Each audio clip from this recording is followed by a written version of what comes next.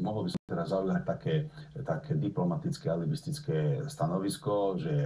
aktuálny stav, výkon také, myslím, že na to nikto nie je zvedavý. Poviem svoj osobný názor. Som presvedčený o tom a som ochotný brať za to aj svoju zodpovednosť za svoj názor, že Nemci zvládnu tú deštruktívnu hru, vysoko takticky organizovanú na vysokej úrovni, ale futbalovo nezaujímavú zo strany Argentíny, že nedovolia, aby hviezda Messiho zasvietila tak, aby ich ožiarila a dokážu zapnúť ten svoj kreatívny stredopoliarský formát, ktorý majú, obohatený o fantastickú ofenzívnu hru všetkých hráčov, ktorí sa dostanú do útočnej zóny supera, pri istej defenzívnej hre a pri fantastickom Neuerovi a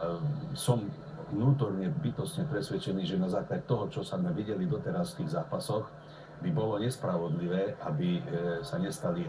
Nemci majstrami sveta. Možno, viem, dalo by sa to fajnovejšie, diplomatickejšie povedať, ale neviem, či takto neskoro, či by bola takéto žoviálne reči niekto zvedavý. Dobre,